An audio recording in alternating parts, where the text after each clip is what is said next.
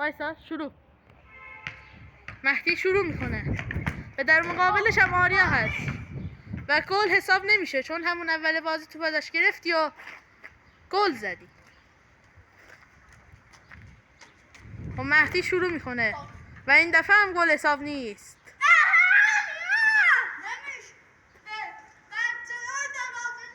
برزله در کارت زرد برای آریا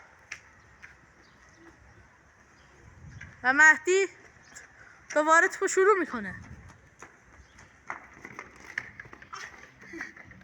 و توپ به زیر ماشین میره. آریا که میره که توپ از زیر ماشین در بیاره برا شروع میکنه از اونجا بزنی مرد بیرون و بیرون میزنه.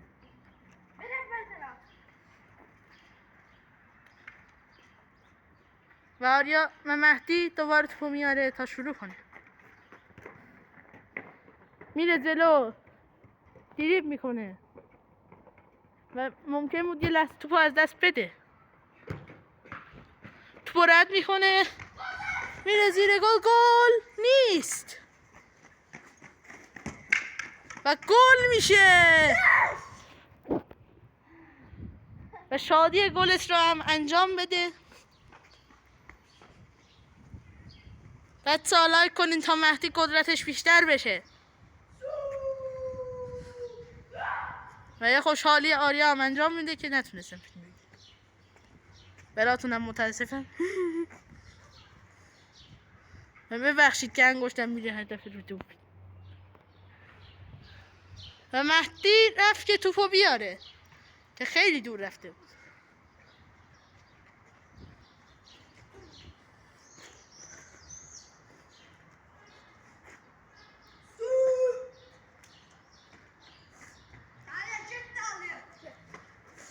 مهدی قوی بازی کن.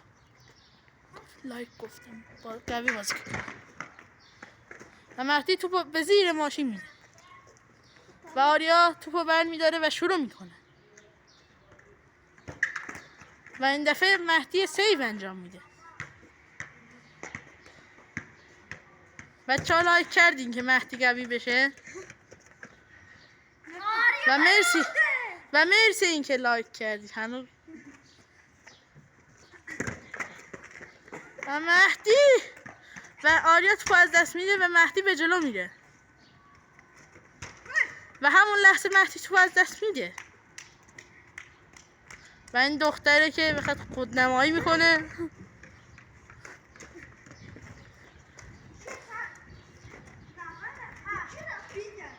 کامنت بذارین آریا ضعیفتر بشه. کامنت بذارین آریا ضعیفتر بشه و مرسی که کامنت گذاشتیم و آریا قوی شد و مهدی گل زد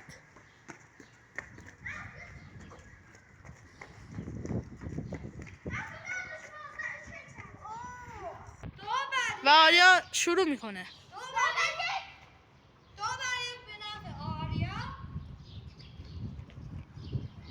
آریا به جلو میره خیلی آروم آهسته میزنه و مهدی سیو انجام میده و توپ به بیرون میره. آفرین بچه‌ها، این اگه گل بزنه برده و گل رو میزنه و بازی تموم میشه و آریا قهرمان این بازی میشه.